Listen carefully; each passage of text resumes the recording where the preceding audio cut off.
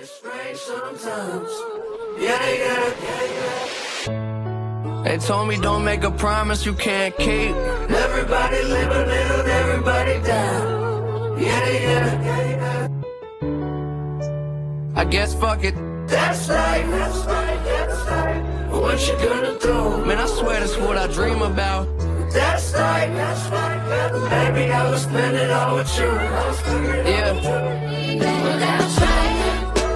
What you gonna do? Everything is jazz. That's life. Baby, I was spending it all with you. Yeah. Can I please get a standing ovation? 100 naked bitches in my dressing room waiting. We lost a lot of blood for this fucked up nation. That's right. What you gonna do?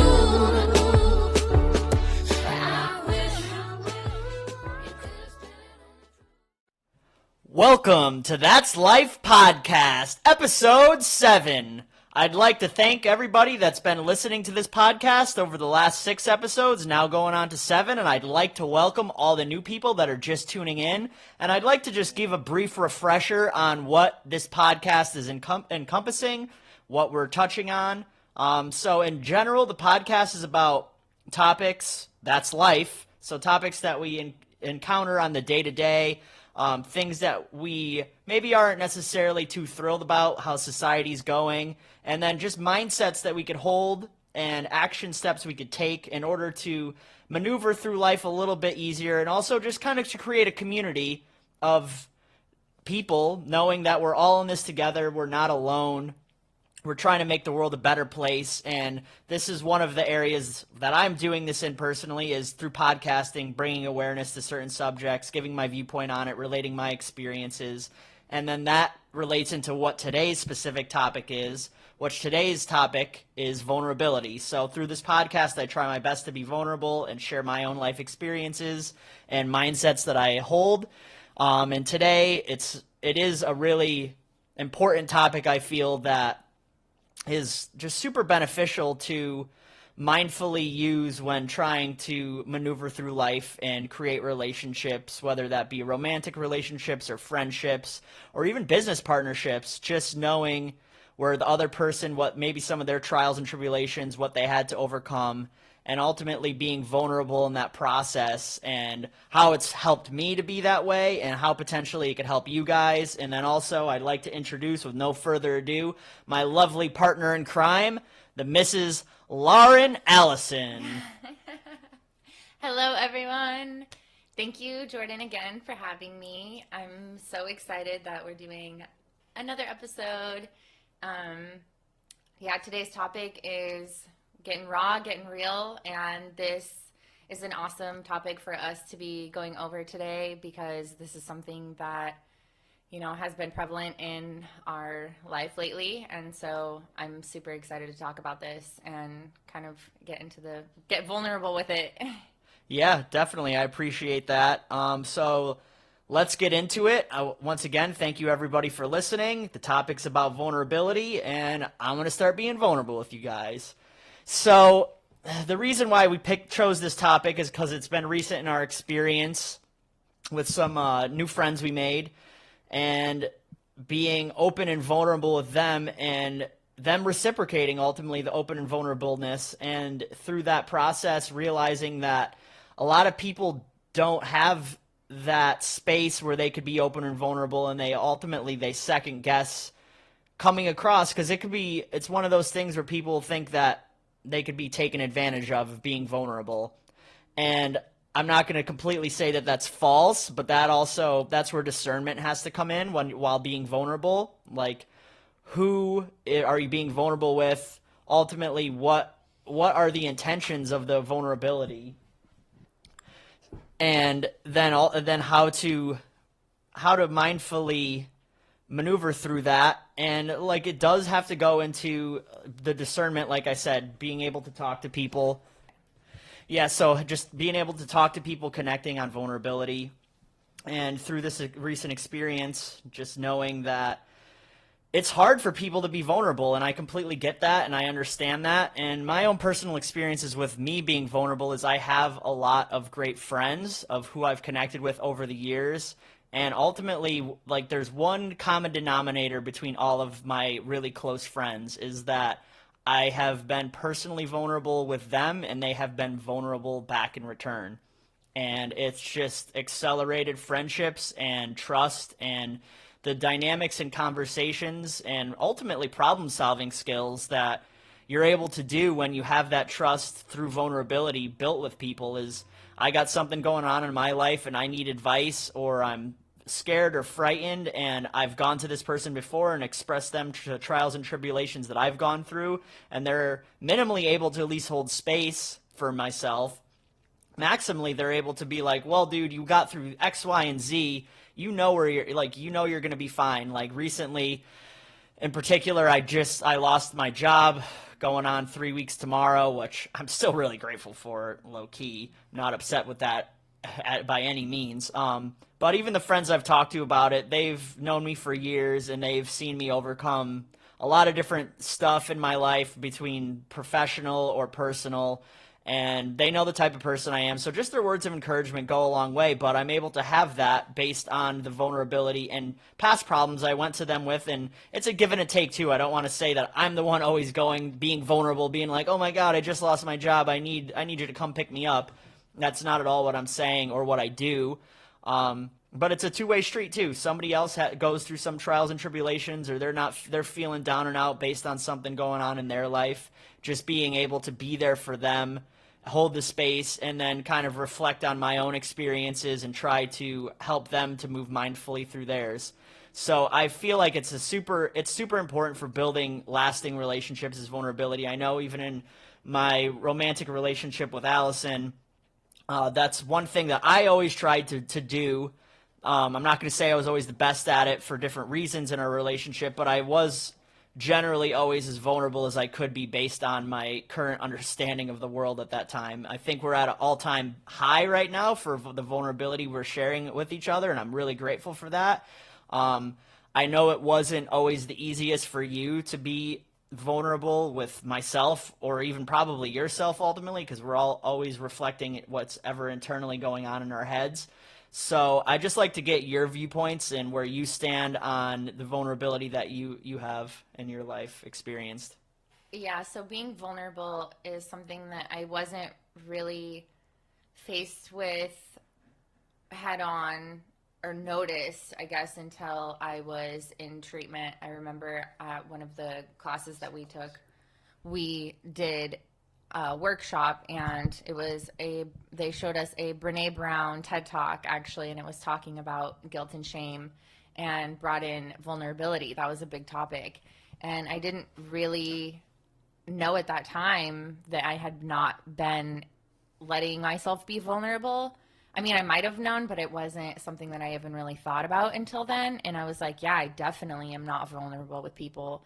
And I think that just came from my childhood. I don't think that I was taught that with my family. I don't think that they were very vulnerable. It was just, we dealt with a problem. We didn't deal with the problem. We would have problems and then just kind of ignore it and then move on with it. And we didn't ever really have there was a lot of love, but there was not that vulnerability of, talking about insecurities and talking about things that, are most vulnerable. Like my dad, for sure, he's like, men, I think, have it harder because they are, it's like, be a man, like man up, and you are supposed to ignore a lot of things because you're a guy. And so for him, he definitely was never vulnerable. And I have only seen my dad cry probably like one time in my life. And I'm not saying you have to cry to be vulnerable, but you're in a vulnerable state at that time. And then with my mom, she's like a lockbox.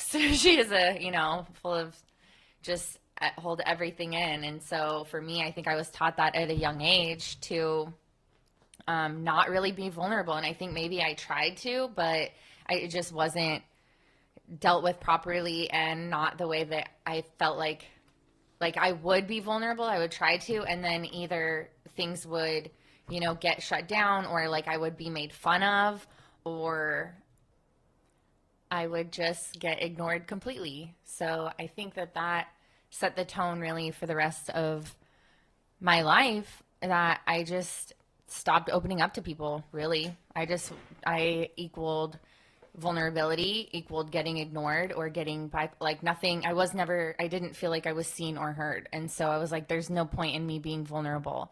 And so that was, even as a child, I had trust issues with everything. I always second guessed everyone's intentions, and that definitely bled into adulthood. And so even with friendships and stuff, I was never vulnerable. I always would make friendships and it would just be very surface level. I had a lot of friends, quote unquote, a lot of friends, but on the level of real, true, genuine connection, friendship, and love, there was none of that. It was just very surface level. I had a lot of party friends. I had a lot of friends and I'm not saying that the people that I was friends with weren't able to, some of them, I feel like looking back now, they are genuine people and I would have been able to open up to them, but I just didn't let myself.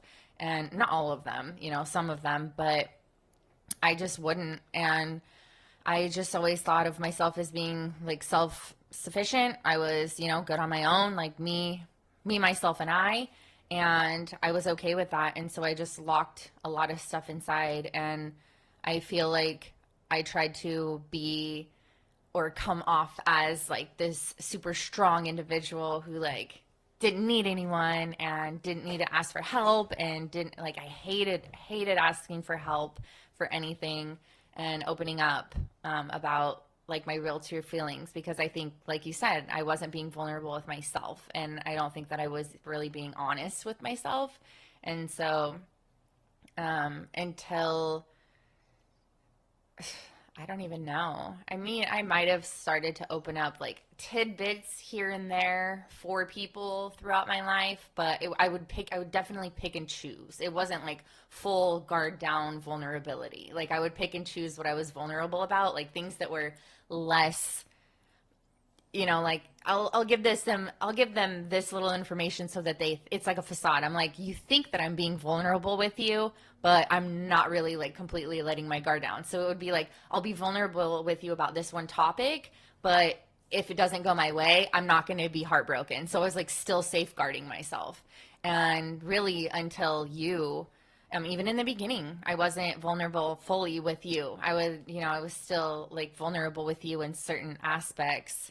Yeah, I was going to say, I feel like you were vulnerable in a lot of aspects, and then that might have been kind of the mind fuck of where you were at with the being vulnerable, is because you were, over time, like this, we spent a lot of time together over a short period of time, and we did talk about a lot of stuff. We talked about our childhoods and our parents, and then adulthood and like traumas we experienced, and I do feel you were very vulnerable. I mean, I'm still learning stuff about you like every day, every week, but initially up front, the way I perceived it, I was like, oh, you told me some deep traumas that happened to you, and I was just like, oh my goodness. Still like, wow. But at the time, like you were, but then the guard would come back up, and I think you would start questioning yourself, like, why am I being vulnerable to this person? Like, what if this person has bad intentions for me? Yep. And it started to show in our relationship, which was interesting from my perspective. Yeah, no, I definitely did, because there's certain, like I said, certain topics I'm able to talk about.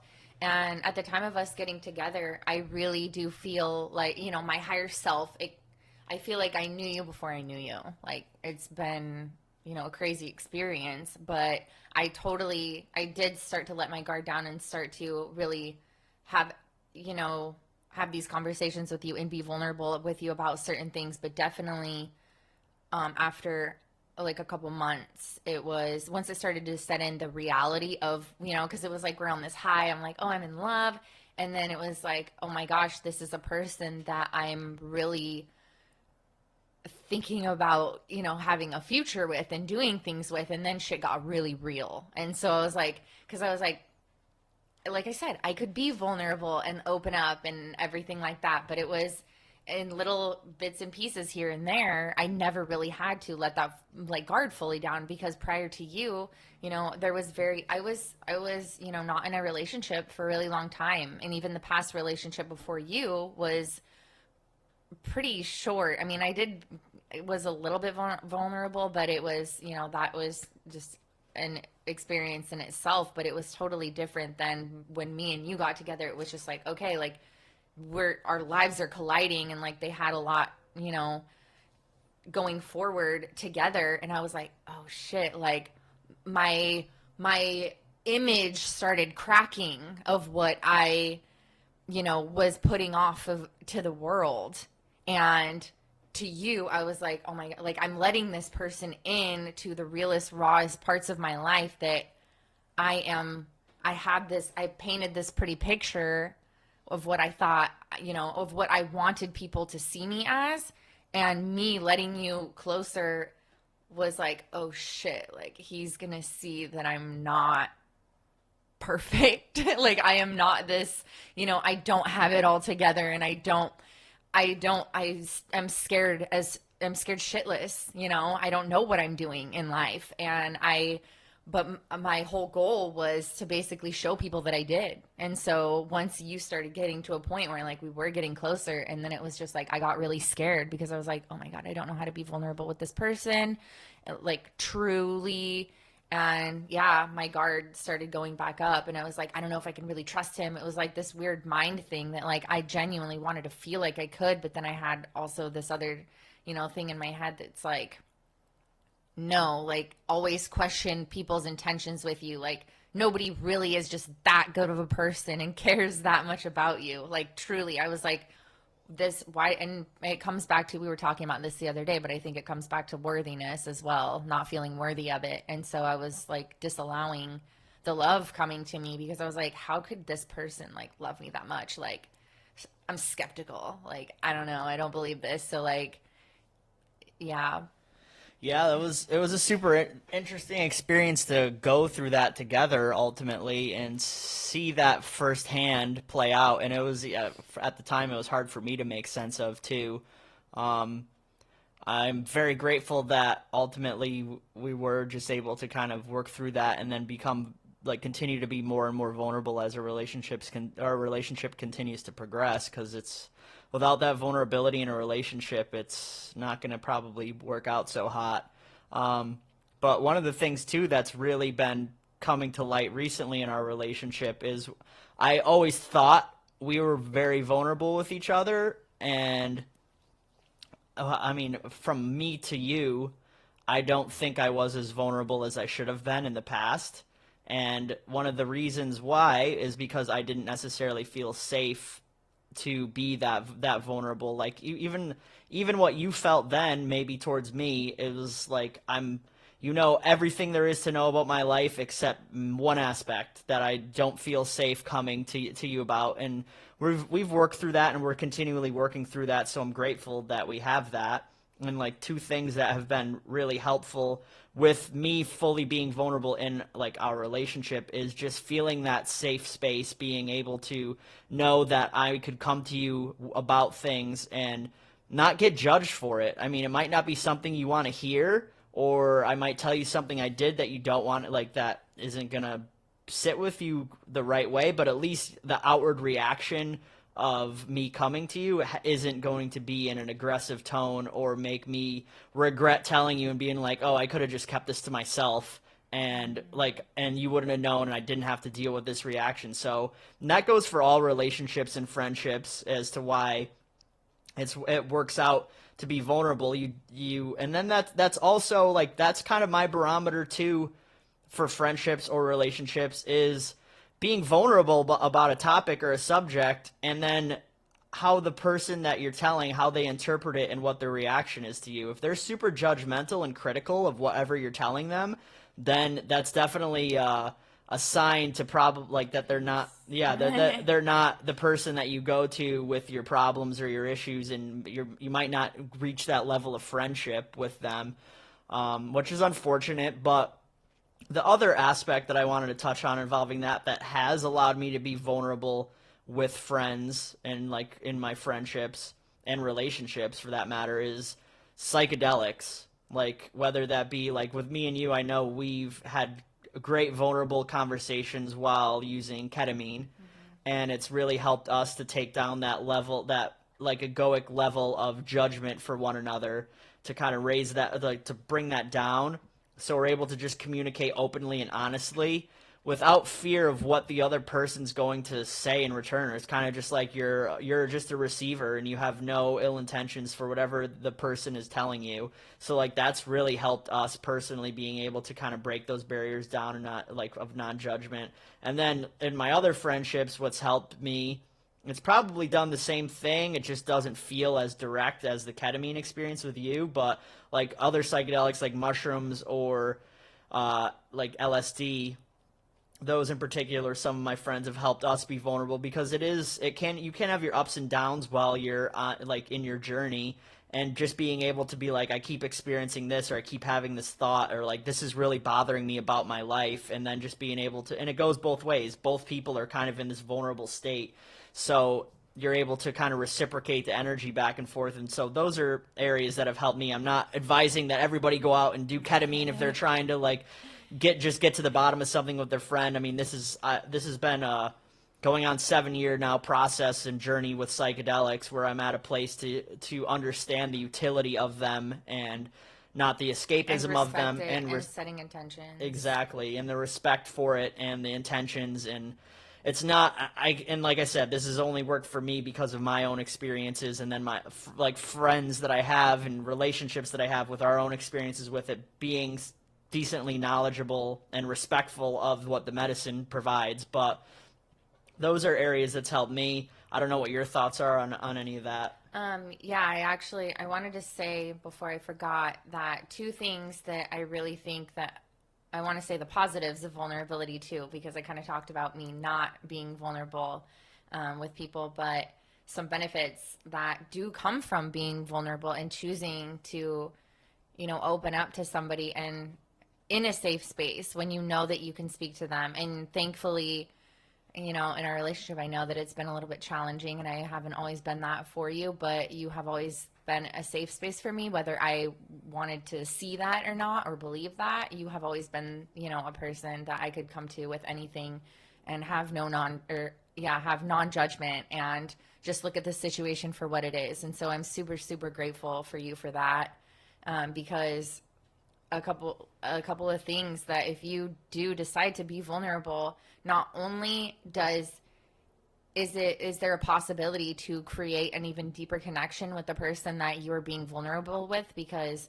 either they can relate to you in a situation of their own that you may not have known, and they start to do the mirroring effect and they start to break down and start being vulnerable with you, and you're like, oh my gosh, like it might not be the same identical story, but either it's, very, very similar, or it's, on that realm of where like they can still have like that really deep empathy for you, because they're like, yeah, I've gone through that too. And so like that just creates, a connection. And you might not, so many people, there's so many people that that you might not even really know. Like there's so much stuff that, people keep inside, that once they start to open up, like I said, you're just like, wow, like I feel really connected to you right now. And that's really what we're seeking, is that connection with other people. And we might not even know it, but when it comes and it gets there, you're just like, this feels so good. And so, being vulnerable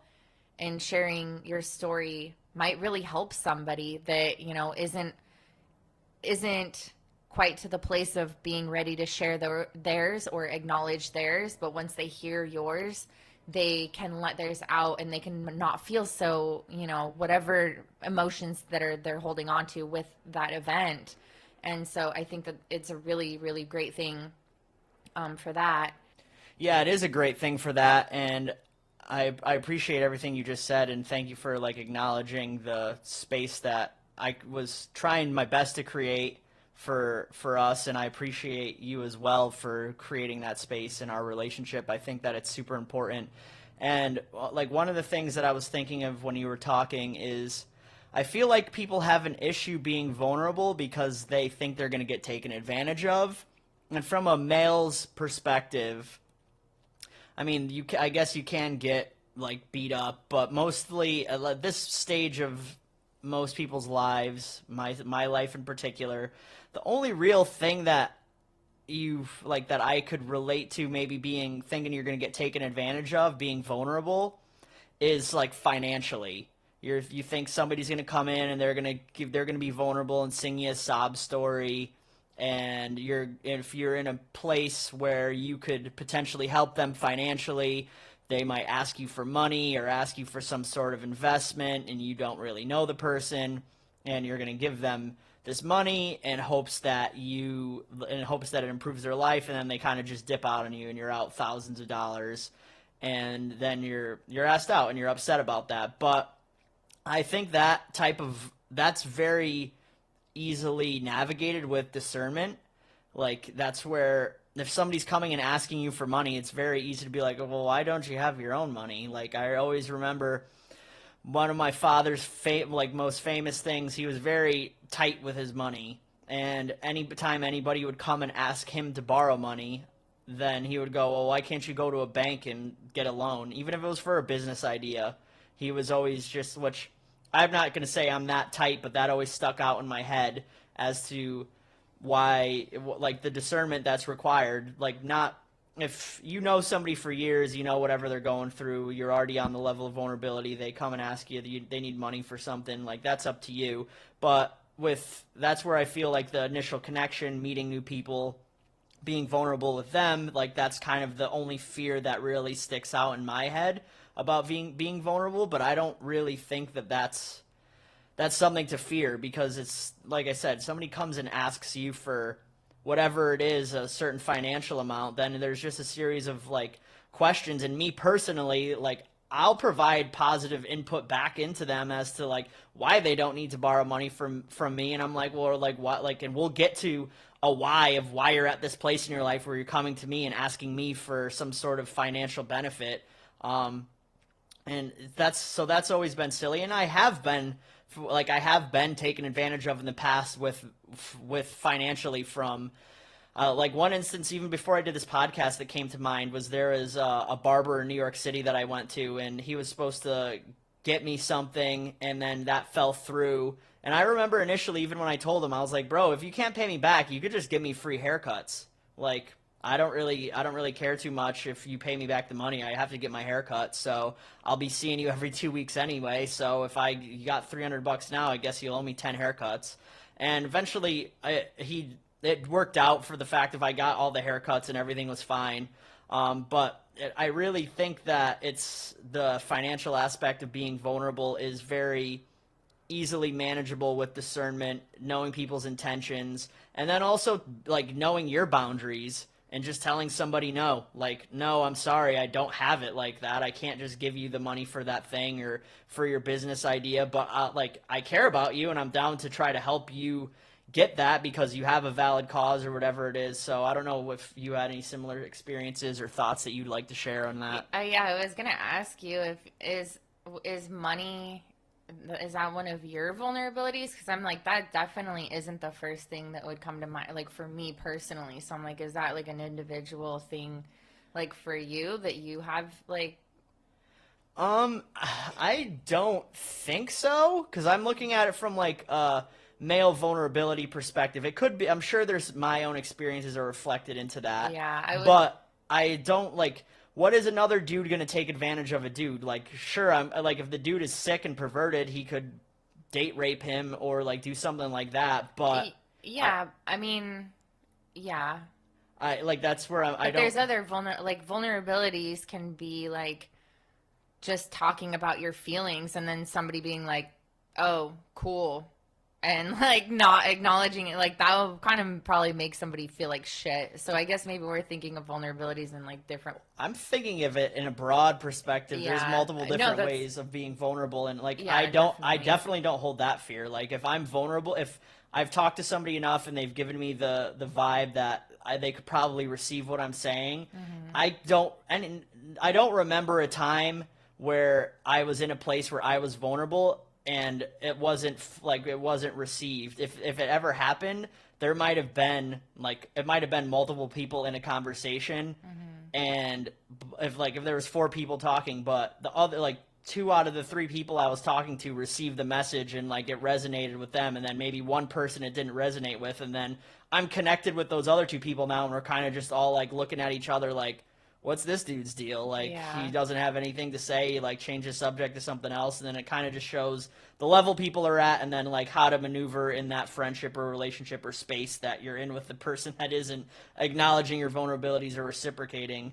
But like from a male perspective, like I said, the only thing that I could think of being vulnerable, like granted, sure, you could get your ass beat, or like like you could help somebody out and like you feel like they should reciprocate something and they didn't, but like that's not a good way to go into interaction anyway, is like going in with an expectation like, oh, I'm helping you out, so you're going to help me out like later on down the line. So I definitely feel I've kind of alleviated that perspective. So even if I go in and I'm vulnerable with somebody, I help them out in their life, and that's all it is. Like, I'm happy I did my best in that situation. I did like what I thought was right by them, and with no expectation of them doing right by me. Like, if they throw something my way down the line, great. I'm not expecting that though. So Yeah. that's kind of what I mean by that.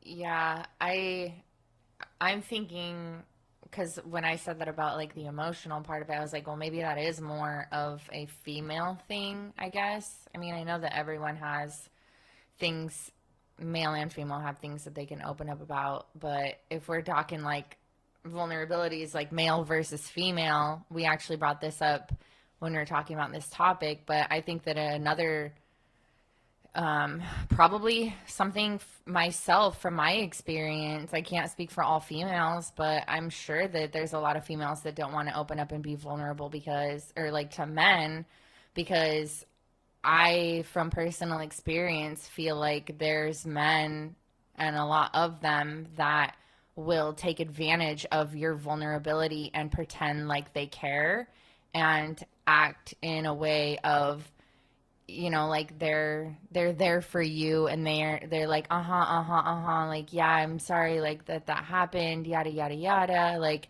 okay, let me get in your pants. Like, they'll just tell you anything that they think that you want to hear to do that. And I have always been aware of that, and so I think that kept me from being super vulnerable with people in regards to like, I just know what you want, so like let's cut to the chase. Like, I'm not gonna like tell you my whole life story and have you like pretend like you give a fuck about what I have to say just so that you can like get in my pants. And so I think that that's something that a lot of women probably have to deal with, definitely more than guys do. Like, girls, I highly doubt girls are like waiting for a guy to like break down and tell them their true feelings just so that they can like use them and like sleep with them. So that's something that is very prevalent, I feel like, in a woman's experience. Yeah, with vulnerability. Definitely, I agree with that men use women's vulnerability to their advantage and like get them to open up, and they're like, oh, I gotcha. Like, I care. I mean, it's some dudes actually do care. Like, from my own experience, I will say that I have done that, but also if a woman is opened up to me, if I connect with them, then I will still hold the space for them. I'm not saying that's right of me by any means, but like, yeah, if you respect them, like if you knew them. But like guys that don't know you, I'm not saying all men, I'm not like a men basher, but I can say like when you don't know somebody, you obviously have like less of a like care about them, and can be like, oh, well, I don't know this girl, like she doesn't mean anything to me, like I'm just trying to get laid, so like let me like say what I think that she wants to hear. Like, that's, I feel like, a pretty common thing. Yeah, definitely. I agree with that. I do think that's one of the pitfalls of the men and women dialogue being vulnerable, and that's where, from a woman's perspective towards a man, we're being discerning and realizing like, okay, like I am going through this, being vulnerable to this person might not go how I want, or you already have an established connection and relationship with the person, and then therefore it makes being vulnerable, like you know where the person's head's at, you've known them for however long and have already had vulnerable conversations. I do think that vulnerability has to have a natural progression with any relationship, man to man, man to woman, woman to woman. You don't just come out right off the rip and you're like, yeah, so these are all my problems. This is everything I went through. This is where I'm at in life. This is what scares me. This is what I'm working on. Like, there's a natural progression to like any vulnerable conversation, and if done in the correct manner, you're not just coming out swinging for the fences. But that's where I could only speak from my experience, and I am very confident in my ability to read people and read the energy and read conversations and know if what I'm going to say is going to be received and it is the right time and the right place to actually be open up. But I know not everybody has that. I do feel that naturally like you can hone that skill. I don't necessarily know exactly how to hone that skill. I do feel like I was definitely blessed with that, and it's just gotten better over time.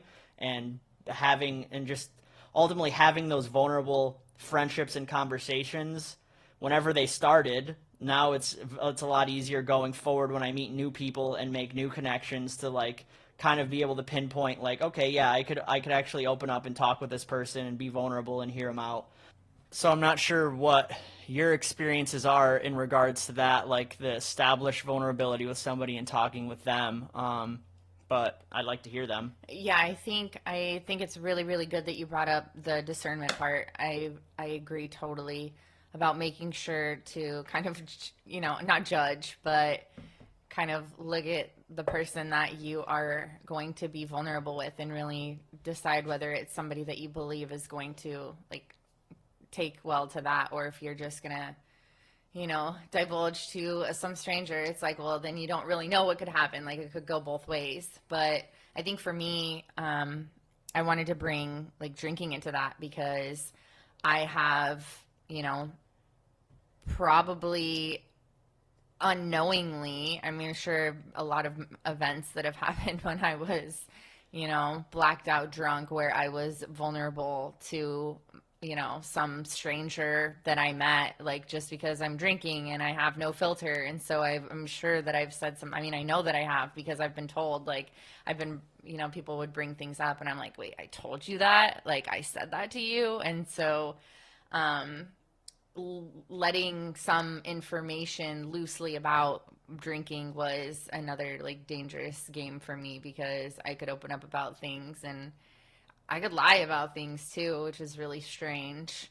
But yeah, since being sober, I definitely am better about not just opening up to anyone and everyone and thinking that, because when I'm drunk, everyone's my friend when I'm drunk. I love everybody and I'll tell anyone everything. And that's not necessarily the proper way to go about things. But I think I probably used it maybe as, because I was keeping everything inside on a day-to-day basis and I wasn't allowing myself to be vulnerable. So I think that I was maybe not using drink, like, that wasn't the reason why, but I believe that when I was drinking, that was like my time to let it out, because like we will make ourselves crazy if we hold things in and aren't able to like open up and be vulnerable. And I didn't have a therapist until recently. So I didn't have anyone in my life to really open up to about these things. So I think that I would just get drunk and go out and like tell people my life problems and just to get it out. Yeah, I understand that. I feel like most people, that's why they use drinking, is to kind of either escape their problems or feel more comfortable with their problems and commiserate with people. Yeah, commiserate with them in probably a non-productive manner. I wanted to also touch on the receiving end of the vulnerability. If somebody's being vulnerable to you, how to be able to adequately receive that and hold the space for them, because that's, for some people, that's part of their issue, why they're not vulnerable. They aren't vulnerable with themselves. They don't know how to accept somebody else's vulnerability and like hold that space. It can be challenging at first, definitely, but really just practicing that non-judgment. If somebody feels safe with you and they need to be heard, then just being able to receive that. And one of the things too that I'm learning in our relationship is, ultimately, after somebody's vulnerable or they're expressing some sort of emotion or distress, like asking them directly, like, how would you like me to respond? Do you just need me to hug you and like tell you everything's going to be okay? Or would you like my advice? and letting them kind of tell you what their emotional needs are and what they were expecting out of that vulnerability, and then kind of letting that guide the way.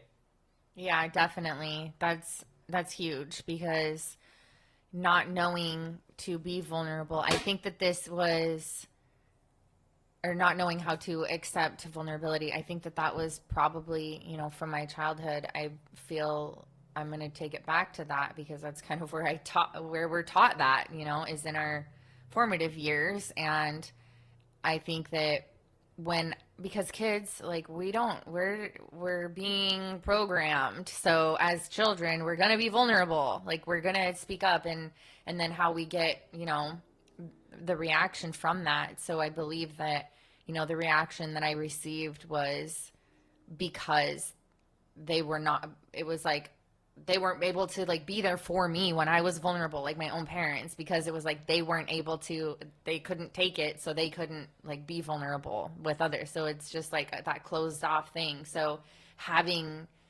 the ability to hold that space, and back to, like, how grateful I am for you that you have always done that for me, and me learning to be that for you, and being able to actually, like, be present and listen, without judgment, because you don't know what someone's going through. You don't, like, we all have our quote unquote problems or whatever we're going through, but everyone has them. And just knowing that, like, they're only human, just like you are. Like, you're not perfect. And so, and just hearing them out, sometimes that's really all someone needs. Like, I'm glad that you brought that up too, because I have opened up to you before, and it's like, I didn't need I don't need an explanation, or, like, I don't want you to solve my problems. I just want you as, like, a shoulder to cry on right now.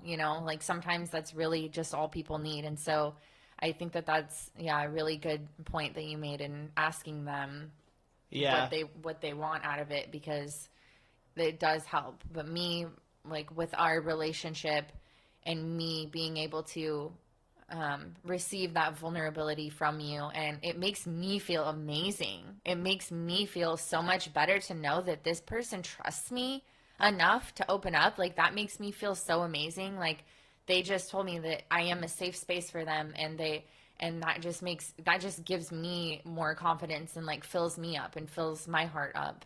Yeah, I agree with that. Being able to hold that space for somebody is very rewarding, and I enjoy doing that for all of my friends. And, like, for you, it's nice. It's very reassuring for, like, myself to be like, wow, this person trusts me enough to come to me with whatever the issue is, and, like, wants to openly discuss it with me. And, like, I feel privileged that I'm in that place, which I guess, thinking into why people maybe aren't vulnerable, is their own experiences. Maybe they have been, because I could see how people could get manipulated in that, knowing somebody's vulnerabilities and potential triggers, or what they're at, and then, like, you could kind of operate somebody in a manner to benefit you somehow. But I don't know, that's where I'm personally not afraid of it, because I'm like, okay, like, I've, like, you'll manipulate me, but eventually, like, the truth always comes out, or you're just not going to manipulate me at all, because I'm just going to be like, I see what this person's fucking doing. I don't want any part of this.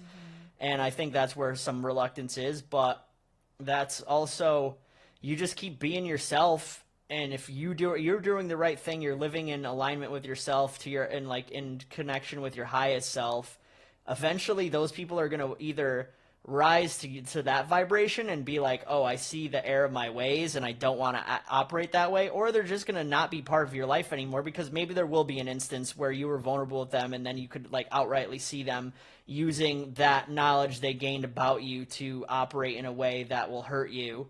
Then that's like, okay, I don't want this person in my life. They're not in my life anymore. Like, learn my lesson. And ultimately, though, the vast majority of people I was vulnerable with, I don't really think I've ever been fucked over at all, in the regards of, like, I was without something that I didn't need. Like, it's ultimately, if somebody does take advantage of your vulnerableness and you spot it, then they're just not in your life anymore, and they're ultimately doing you a favor. I'm sure there's lessons you could gain out of that, of, like, oh, what character flaw did I miss, or even to gain empathy, because you're like, this person probably did it because of how they were raised, or they were scared, or they were just in a place of where they were feeling less than, and I feel bad for them. Like, it didn't have to go this way, but a lot, like, being vulnerable, I do feel is the biggest key to a successful friendship or relationship. Is you're going to get the most out of it when that vulnerability is reciprocated. You're being vulnerable, and then even initially, when the time comes and you're able to discern this is a good time to be vulnerable with somebody, because I wasn't vulnerable immediately with every single friend that I made. I probably was quicker than most, but I wasn't like, hi, my name is Jordan. Yeah, so I was raised a Jehovah's Witness and my parents don't talk to me anymore. Let's be friends. Like, Yeah. I'm sure it came out, but eventually, and probably quicker but it ultimately, people are able to kind of relate to you or see where you're at your level, what you're working through, and match that with their own vulnerabilities. And like I said, I haven't been really taken advantage of. And if somebody does take advantage of you because of those vulnerabilities, then you just don't want them in your life, and you can move on. Oh, I finally remember what I was going to say. Number two. Number two. So, being vulnerable, the second thing that it does help is, or the benefit is that it sheds light. It can shed light on what you are holding inside and you're choosing to not be vulnerable about, and it sheds light on that and it makes it lighter, and it can literally heal that thing within you. Because if you're holding this, whether it be guilt or shame or any of these things, and you just don't want to talk about it, it's a secret, or if it's something that has happened to you or something that you have done to someone else and you're like really ashamed of it or something, and you're just like, I can't tell anyone about this, like they won't understand. Like, not only back to the first thing is the connection that you can have with somebody, but if you are able, if you have that safe space and that you can bring that to them and you can talk that, like literally talk it out together with non-judgment and in an open, safe space, you can literally heal yourself from that thing that you've been holding inside of you by shedding light on it. And you're like, oh my God, like I feel so much better about this. Like, it's not that bad. It takes so much of the heaviness away, and it takes so much of the, just burden of that thing. Yes, definitely. I agree with that. And like, speaking firsthand, being vulnerable about stuff that maybe I didn't want to tell anybody, it kind of makes you reflect on it and being like, wow, that was what I was doing. And like, now I'm sharing. I probably could just go without doing that. Like, it doesn't make sense for me to continue on like having this belief or needing to hold on to that, and telling somebody else, like, you're releasing the shame, and then also because you're releasing the shame or the guilt behind it, you don't want to carry that anymore either. You're like, okay, I shed light on it. I've talked to like you about whatever I have to talk to. Now I'm glad that I did, but I don't want to have to do that again. And I've learned my lesson from how, like, whatever it was potentially was hurtful to me, hurtful to you, and I don't need to carry that anymore. So like, let me just release that. Like, sorry it happened, glad it happened though, so I could learn that and then like continue on. And then another thing I wanted to add as well is, I feel like one of the things sticks out, and Lewis Howes said this on a podcast with Aubrey Marcus that we listened to, that when he was he had women raise their hand and ask how often they're vulnerable with their mother, their best friend, and like how regularly, and it ended up being like at least once a week a woman is vulnerable about whatever's going on in their life. And then he did ask the same question to men, and the disparity between the men and the women was extraordinary. There was only, in an audience of 500 people, there was only like one or two men that raised their hand as to how often they're vulnerable every week with another man. So, and those people were in groups or churches or something. Yes, they were in some church groups and they like got together, work with priests or. So I do feel that men do have a problem being vulnerable with other men, which, like I said, the only thing that I could think of is, well, there's a couple things, I guess, like the money aspect of things, thinking that like, oh, this man's super successful, I don't want to look weak going to him with my problems because I feel like he's going to judge me for where I'm at in my life, which I understand that. But who cares though? Like, no judgment has ever killed anyone. No like, judgment has. People care so much about what other people Yes, I agree. And then also, too, at least in my experience, most people that are doing really well for themselves are pretty open to you coming to them and asking them for advice, or like, how did you get where you're at? Like, I'm struggling with this right now. and they're like, unless they're just ultra busy, which maybe they are, I don't know, it's a case by case basis, but from my own experience, people that are or like that are, I would deem successful, are very giving and open and like willing to receive whatever you're coming with. But it makes me sad to hear that men don't feel that they have that space. And I know it's largely based on time, and the way our society is built is it has kind of shown that men just need to show up and toughen up and go through it and suppress your emotions, and you being emotional, that shows weakness, and that's not the case at all. And and if you hold things in, this creates, if you're not being vulnerable and you're holding these things in, literally guilt and shame, all of these emotions that you're holding can literally create illness, disease, depression. Like that's what they ended up talking about, was when he asked the women, like, how, like, could you imagine not being able to have anyone to go to ever? And they were like, no, I would literally go crazy. Like I would kill myself. And he's like, that was kind of what they brought it to. They were like, they're having, it's like the like suicide rates in men are like at an all-time high, and it's like they don't feel like they can go anywhere. It's like you need to get these things out of you, because they will end up showing up in your body as something, as a disease. Yeah, and I mean, I think I agree with all of that, everything you said. With it will manifest somewhere in your physical as a disease or something that is not comfortable. You're carrying it. Yeah, you're carrying that energy. It's stagnant everywhere. energy that needs to be moved out in order for you to move on. And it could also ultimately too, maybe it doesn't manifest into a disease right away, but it could also just be holding you back in life, carrying that weight or that burden. You're not able to advance to the next level because of that subconscious pattern you're in, where you're not being fully transparent or vulnerable.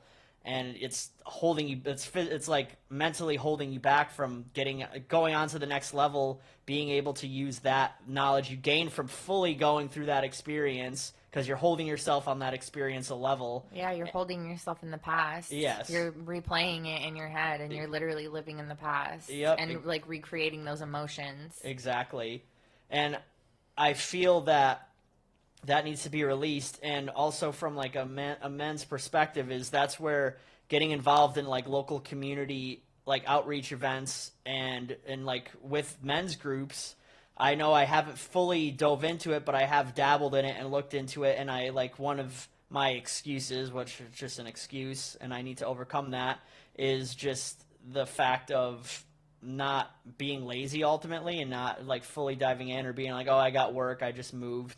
But as we're settling in here in Florida, definitely that's what I'm taking active steps to kind of build that community, or kind of get involved in a community that's already built. And I personally, I don't want any man to feel that they don't have somebody that they could go to, because that's one of like something near and dear to my heart. Anybody that I'm friends with, man or woman, that like I've shared vulnerabilities with and a connection, I don't want them to feel that they're ever alone. And like, so that's where it's like, me personally, I take responsibility, where I'm like, I need to try to create that space, which this podcast is partially what that is at least a means to connect and be vulnerable. And then if you are listening to this and I do know you on a personal level, or even if I don't really, but we know each other, like I'm here. I'm a good safe space to hear you out and either give you a hug or give you advice, whatever you want from me. So just through this podcast, I'm trying to share that message and have the container for people to at least have something that resonates with them, and then hopefully being able to create more of an offering where you're not going to have to go years without talking to another man about your problems that could actually understand where you're coming from and then like help you through them. But that's where I'm at with everything right now. I don't know if you have anything else you wanted to add. Yeah, I just want to be there for people, because I know what it's like to not have anyone there to be there for you. And I'm just so grateful for you. And ever since I met you, like I have grown exponentially, and just the things that I'm learning about life, about relationships, about myself has just been amazing. And I don't want to say that it's easy. I just want people to know, like, firsthand. Like, that's why this podcast is so amazing. And I love getting to share our experiences, because I'm like, so many of these topics are so close to home for me and you. Like, both of us, we have, you know, a lot of memories and experiences in these topics, and the vulnerability is that's a pretty new one for me, to be vulnerable. But ever since I have chosen to let my guard down and really be vulnerable, I have only created more and more deeper, genuine, real connections with people. And it's skyrocketed my confidence and my courage. Definitely. And it's been beautiful to witness for me, like, seeing you reconnect with, like, your longtime best friend and, like, rebuild that relationship and almost pick up like you guys didn't, like, where you left off, and both almost, like, be at a very, very similar, like, like, level of perception of the world. Like, it's, I love you, Erica. it's been awesome to see. And, like, that's where how friendship should be, is, like, ultimately being vulnerable, and then, like, the reciprocation and just being there for one another, because we are, at the end of the day, all here to help one another, whether we realize that or not. Yeah. You could try denying that and saying, like, oh no, I'm just in this for me. Like, yes, you do have to put your own needs first, but then once you're at a place of where your cup's full, you're taken care of, like, then help the next person. Yeah. You've got to give back. So that's all that I have to say about vulnerability today. I think it's super important that you evaluate your relationships, your friendships, and what the root of your friendship is based on. And then if it checks the boxes of being where in a place where you feel safe with that person, and maybe you feel you could be more vulnerable, go for it, because that'll tell you exactly where you stand with them. If you're vulnerable and it's not received, then you realize that's the type of friend that they are, and it's probably just going to continue to be that type of friend. Then you could evaluate, those are the people you want to hold in your life. Or you're vulnerable with them, they receive it, they mirror you back, they're vulnerable with you, then you're like, wow, I appreciate that. I feel seen and heard, you feel seen and heard, we both feel better about our lives and our relationship. Like, let's continue to level up and help each other out. And it's reassuring when that happens, for the fact of, you know, you're not alone in this world, and you're never alone. You might feel it, but being vulnerable is a really good way to kind of escape that feeling and connect. So yeah, just go for it. Don't let any event in the past, maybe it be a circumstance where you were vulnerable and, you know, it didn't go well. Don't let that one instance be the precursor to, you know, block your vulnerability for the rest of your life, because you, by doing that and not being vulnerable, is only blocking the joyous moments that you might have if you decide to be vulnerable, and you can create that connection and feel that freedom from getting something out. Like, for me, I'm like, I can't hold on to something that, you know, an instance when I was a child where I was trying to be vulnerable and got closed down, and I'm like, nope, I'm never going to be vulnerable. That's not fair to the people that come into your life, that are put there on purpose and are willing to take that in from, they are able to be that safe space for you. Like, it's not fair for you to, you know, to block your own, like, beautiful experiences by just holding on to an experience in the past. Yeah, definitely. And